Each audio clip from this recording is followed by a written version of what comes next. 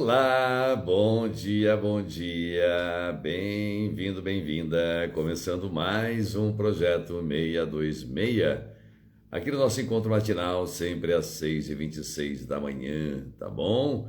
É um prazer imenso estarmos aqui juntos, sempre com um tema diferente, um tema que me vem à cabeça aleatoriamente, um tema que você propõe, enfim, para tratarmos dessas questões do cotidiano, tá bom? As questões que te abalam, as questões que te afetam, as questões que me afetam, as questões que nos atingem no dia a dia. Jafi, bom dia para você, meu querido.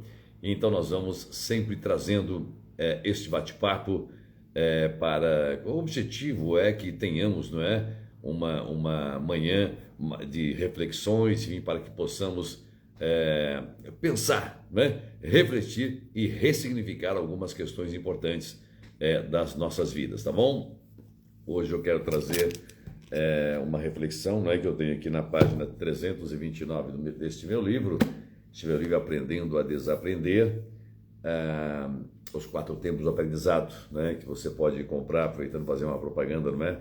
É um livro de 500 páginas que você pode adquirir clicando aqui na bio, ou que vai diretamente na editora, ou entrar em contato comigo, né, através de uma mensagem, enfim, que eu te despacharei autografado por mim, tá bom?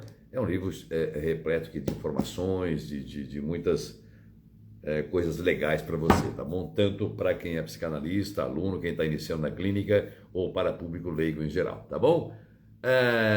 Cedila Silva também, bem-vinda, tá bom? Bom, na página 328, 329, eu trago uma reflexão importante a respeito de comportamentos repetidos em função dos pais.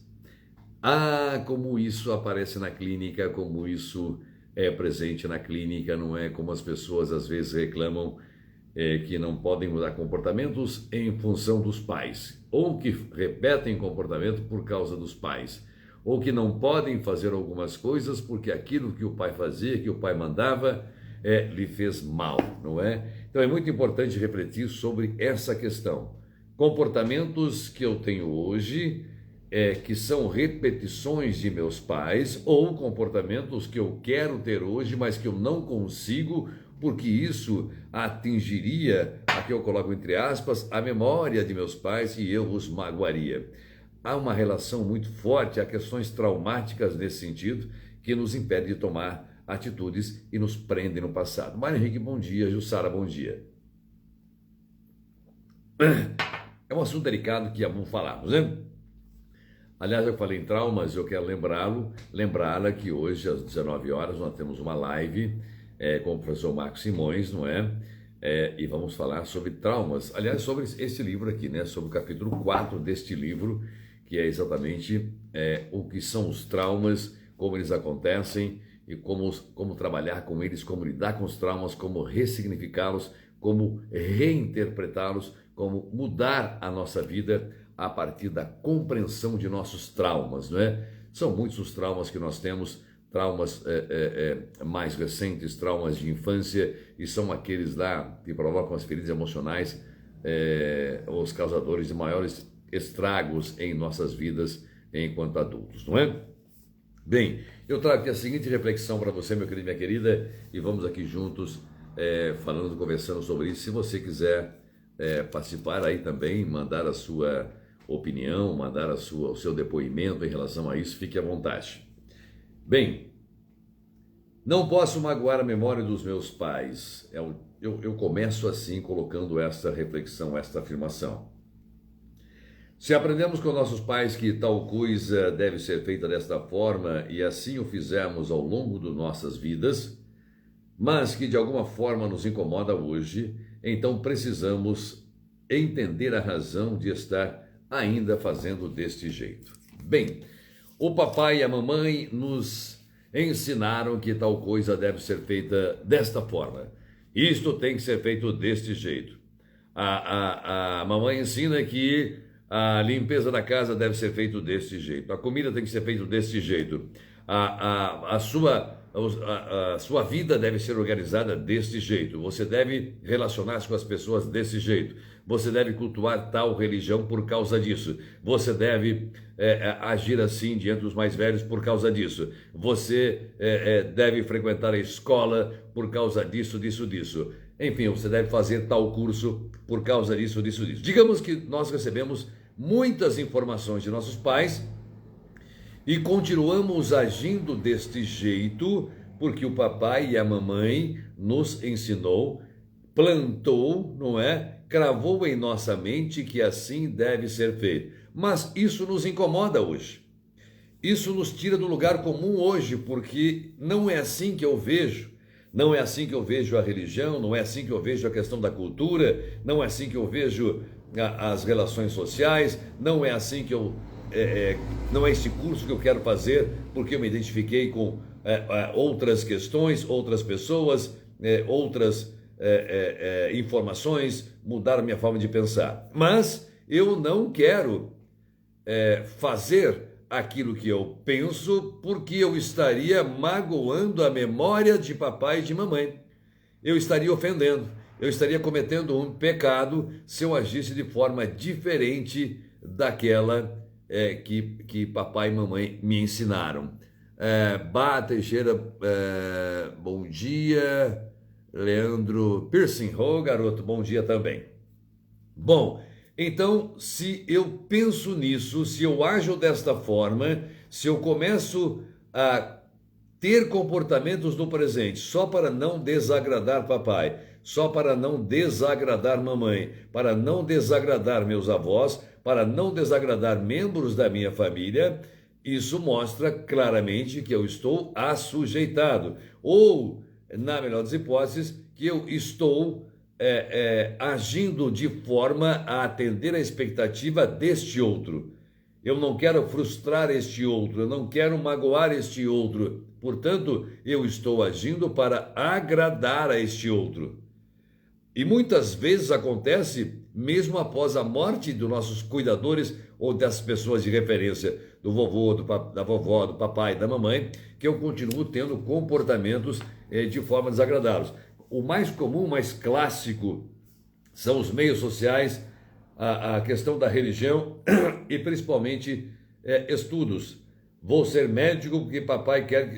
sim, ele bancou a faculdade, a vida inteira ele desejou que eu fosse médico. Vou ser advogado porque a vida inteira papai quis que eu fosse advogado. Eu vou ser engenheiro porque esse era o sonho da minha mãe, o pai dela era engenheiro formado na faculdade e tal, e assim por diante. Então nós passamos a ter aqui na clínica que tratar de muitos casos assim, de profissionais que não se dão bem com a profissão, não se dão bem com a sua formação, porque não é isso que queriam de verdade, mas que se viram obrigados a estudar para satisfazer a vontade dos pais. Isso é muito comum, meu querido, minha querida. G. Moura, muito bom dia também.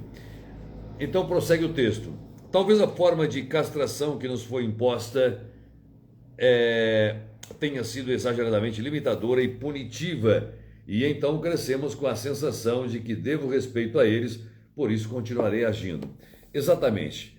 É uma sensação de que se eu fizer um curso, fizer uma faculdade diferente, meus pais queriam que eu me tornasse médico, se eu for fazer engenharia, se eu for fazer direito, se eu for fazer, por exemplo, qualquer outro curso, eu passarei a me sentir mal, como se eu estivesse desrespeitando, como se eu estivesse magoando a memória de meus pais, como se eu estivesse, então, ferindo brutalmente, frontalmente a memória de meus pais. Então temos que entender, temos que nos percebermos dentro deste contexto, se aquilo que eu estou fazendo, se aquilo que eu estou estudando, por exemplo, se a forma que eu estou me envolvendo, as pessoas com as quais eu me envolvo, os costumes que eu estou construindo, os hábitos para a minha casa, para a minha família são os meus desejos, são as minhas vontades ou são as vontades, os desejos de meus pais, que mesmo depois de mortos continuam interferindo em nossas ações, continuam interferindo em nossas decisões, por incrível que pareça. E às vezes a gente fica preso a isso e não consegue se libertar, gerando os traumas, evidentemente. Prossigo aqui no texto. Ora, se faço algo que me incomoda e se decido mudar isso, tirarei de mim o assujeitamento à vontade do outro. Mas isso não implica em desobedecê-los ou em insultá-los. Nada disso. Eis aqui, meu querido e minha querida, uma questão importante que temos que trazer para o debate, que precisamos entender definitivamente. Os pais, nós que somos pais, não somos proprietários dos nossos filhos. Eu, enquanto filho, não sou propriedade do meu pai. Eu definitivamente não sou propriedade do meu pai, assim como não sou propriedade da minha esposa e ela não é minha propriedade. Não somos propriedade de ninguém. Nós somos unos, nós somos indivíduos únicos, não é? Em nossa essência. Nós podemos ao longo da vida nos relacionarmos com pessoas sem que percamos ou sem que permitamos que o outro comande nossas vidas através do assujeitamento. Nós trouxemos aqui vários tipos de transtorno de personalidade.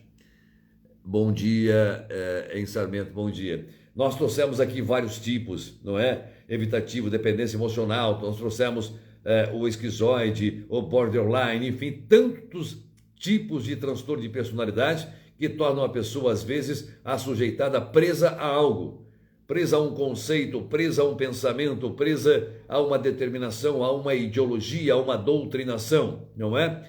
E proximamente vamos trazer para você aqui um novo tipo de transtorno, e aí não encontrei na literatura nem no DSM, mas que estamos percebendo que está crescendo assustadoramente e de uma forma muito desanimadora, digamos assim, que é um transtorno de dissonância cognitiva adquirida.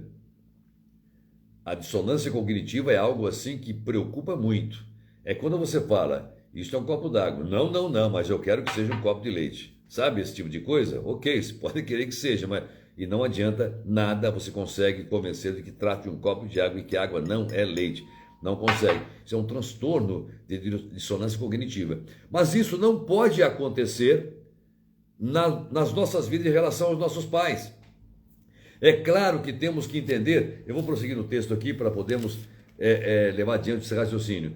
Considere que na época dos seus pais, enquanto você era criança, as coisas eram muito diferentes e que os seus pais te educaram, nossos pais nos educaram de forma que entendiam ser certo para eles, mas que hoje não é justo para mim, não é justo para você. Aqui entra uma questão também muito séria, muito complexa, que se ramifica por várias vias na clínica. Por exemplo, pais que tiveram uma infância difícil, uma infância com privações, uma infância com dificuldades, uma infância de fome, de quase na miserabilidade, com moradia precária, com recursos precários, enfim, com uma mesa não com fartura e assim por diante. Então esses pais pensam, acreditam que eu não posso dar aos meus filhos aquilo que eu tive, ou melhor, eu preciso dar aos meus filhos tudo aquilo que eu não tive, e acabam por entupi-los de presentes, entupi-los de mordomia, entupi-los de bens materiais, de acomodações, de luxúria, o melhor tênis, o melhor celular, o melhor computador, a melhor roupa, enfim, tudo melhor, a melhor comida,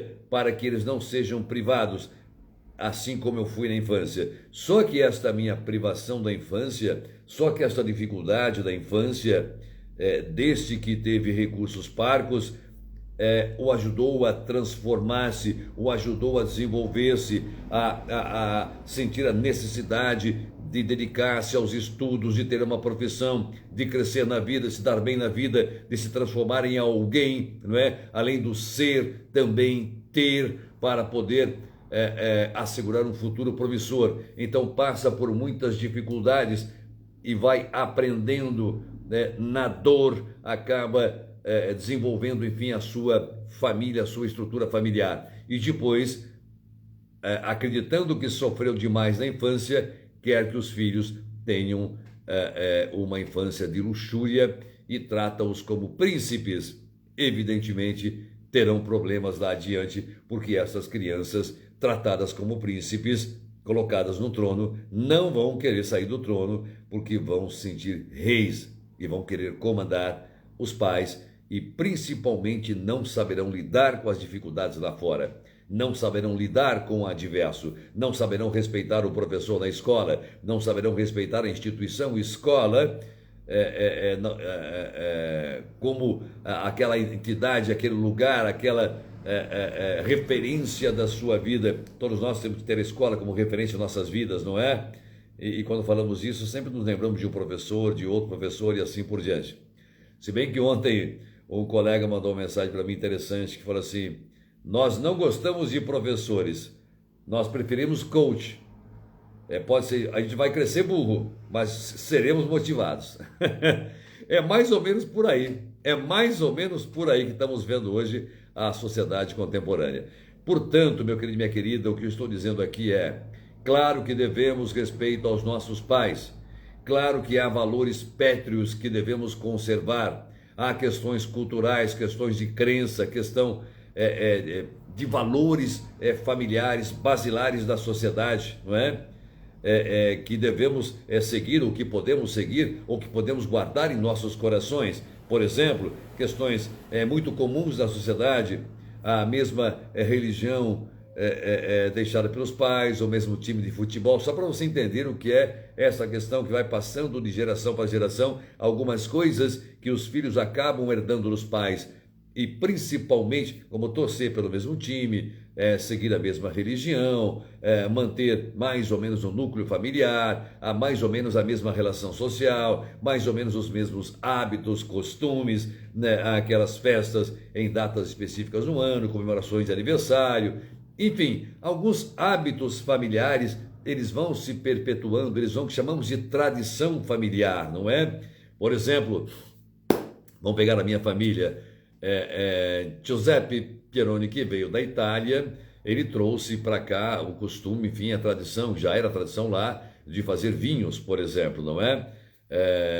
E aqui no Brasil ele passou isso para os seus filhos, que passaram para os filhos, enfim, até que chegou no meu pai, chegando no meu irmão mais velho, depois do falecimento do meu irmão veio para mim, e hoje nós fazemos, por exemplo, vinho. Essa é uma tradição, vinho da uva Bordeaux, vinhos desidratados, licores e assim por diante. Chamamos de tradição familiar. Esse é um tipo de tradição que em determinado momento vai se romper, em determinado momento vai acabar. Em determinado momento, algum membro de futuras gerações não vai dar sequência. Aquela polenta que a nona fazia, algumas pessoas reclamam, mas não fazem. O vinho que vovô fazia, mas não fazem.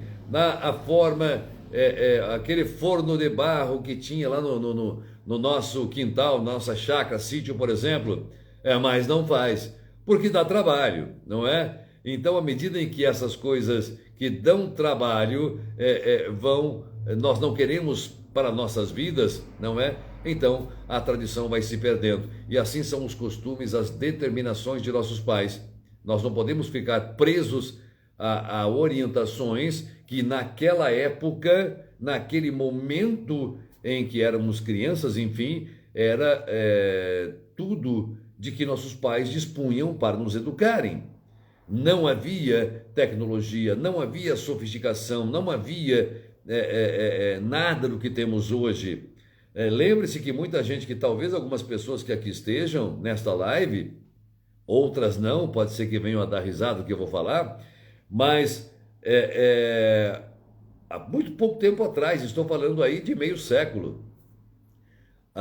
O açúcar, por exemplo, ele era vendido em sacas de 50 quilos. E aquele saco que vinha o açúcar era alvejado, era lavado pela mamãe para fazer shorts, calça para os filhos. Era daquilo, então a pessoa saía na rua, né, com aquela compra açúcar, né, com aquele saco alvejado, saco de açúcar, que conhecemos hoje como saco de chão, não é?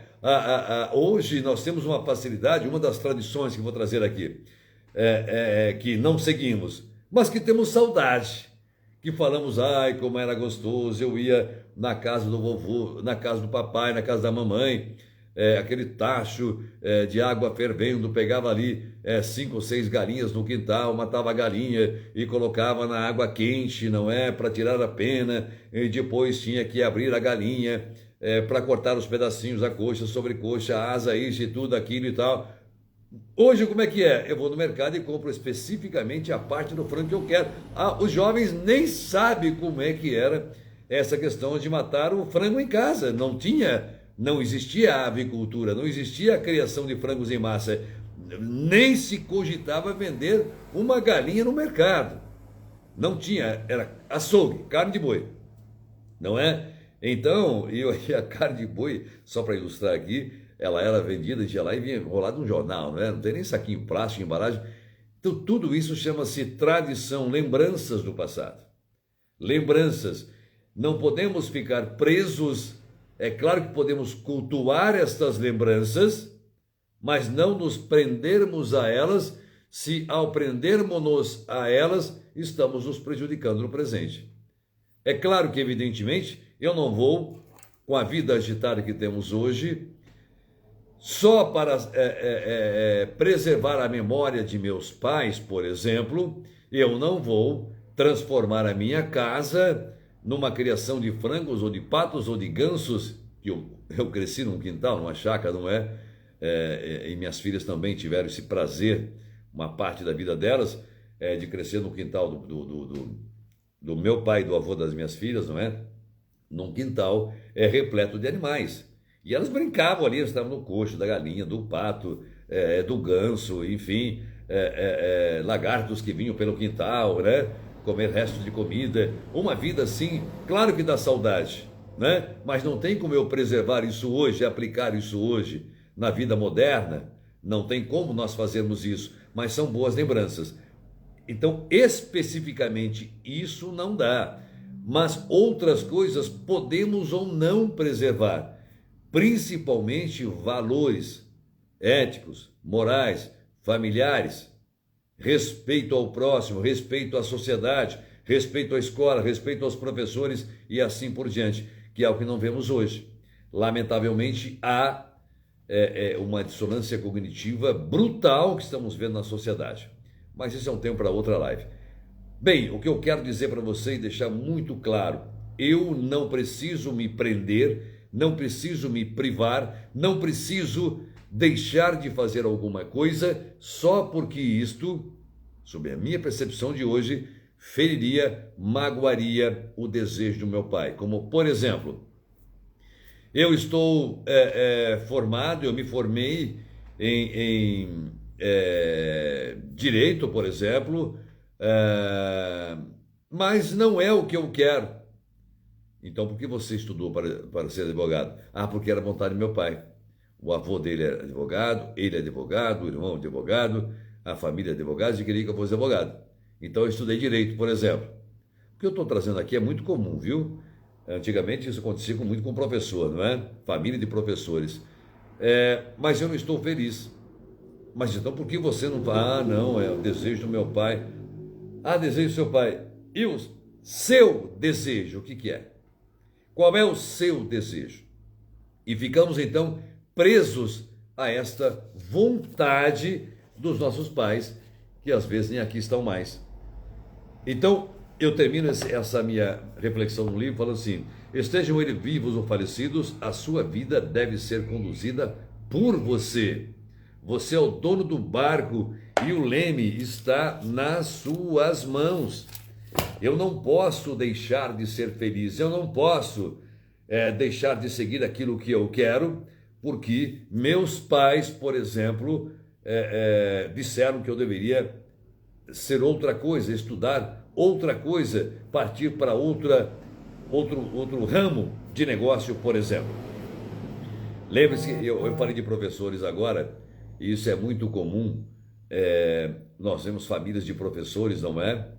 E recentemente estamos falando muito de professores, porque, lamentavelmente, eu, enquanto professor, e se você é professor, você sabe disso, o quão desrespeitado está o professor hoje, né? O quão desvalorizado, desmoralizado está o professor hoje, não é? Uma das profissões mais nobres, mais encantadoras, mais lindas que existem, porque não há qualquer profissão, não há qualquer profissional, não há qualquer formação sem que tenha passado pelas mãos do professor, não é? No entanto, a sociedade contemporânea vem tratando o professor da forma que vem tratando, né? Com desrespeito. Ô tio, papai. Essa forma escandalosamente brutal em que o professor vem sendo tratado na sala de aula, inclusive pelas autoridades. Me parece que há uma intenção, né? Há uma intencionalidade em emburrecer cada vez mais, em criar esse distanciamento cada vez mais. O professor transformando objeto de ódio, né? Aquela coisa lá meio manipulada para doutrinar, enfim e tal. Mas não quero entrar nessa questão aqui porque é flagrante. Só não percebe quem tem dissonância cognitiva, né? O transtorno, dissonância cognitiva adquirida. Que agora me parece que há uma insistência para que essa dissonância se perpetue e cresça cada vez mais, lamentavelmente, né? É como eu já disse em algumas lives, você pode achar que esse copo está cheio de qualquer coisa, até de veneno, se quiser, mas continua sendo água, não é? Não adianta, isso é um copo de água, ponto final. O que você quiser achar que isso aqui pode achar, não tem importância, mas não queira que eu ache. Porque eu não estou com dissonância cognitiva, eu estou vendo água, isto é água, é H2O, né? Então, lamentavelmente, nós estamos percebendo isso. Nós estamos, parece que eu misturei alguns assuntos, mas não é. Na verdade, é uma sequência disso. Então, meu querido, minha querida, se você fez uma faculdade, está fazendo uma faculdade, está fazendo um curso, e não estiver plenamente feliz, tranca a matrícula, repensa, reconsidere, faz um teste de aptidão se for necessário, mas descubra-se realmente naquilo que você gosta, descubra-se realmente naquilo que você quer, porque senão você será um profissional infeliz. Se você não se deu bem, quer torcer para outro time de futebol que seu pai torcia, não tem importância, você não vai magoar a sua memória, ele não vai sair do túmulo e vir aqui puxar sua perna na cama, não vai acontecer isso. Se você quiser mudar-se de cidade, se você quiser, por exemplo, mudar de religião, não importa o que, não fique preso àquilo que você aprendeu na sua infância. Por quê? Porque se eu estiver preso, se eu me sentir preso, significa que eu não estou sendo eu, mas que eu estou assujeitado à vontade do outro. E este outro pode ser o meu pai, pode ser a minha mãe. Eu preciso, portanto, ter a noção clara de que os meus desejos, minhas vontades precisam estar à frente, porque eu tenho que atender ao meu desejo, à minha expectativa e não estar sempre assujeitado, alavercado a este outro, não é? Em obediência a este outro. E é muito comum na clínica as famosas repetições. O que é a repetição? Freud vai chamar de determinismo psíquico. É mais ou menos assim aquele discurso. Ai, porque minha mãe era cruel, minha mãe fazia isso, aquilo, me abandonou, minha mãe não sei o que, papai. E mete a boca na mãe, mas no presente repete todos os comportamentos da sua mãe. Ou então mete o pau no pai, critica, porque meu pai era cavalo, meu pai era bruto, meu pai era assim, meu pai era munheca, meu pai era não sei o quê, meu pai papapá, né? Repleto aquele discurso carregado de raiva, mas repete todos os comportamentos do pai. Isso é muito comum, chamamos de determinismo psíquico, não é? Ou repetições, ou de ciclos em nossas vidas.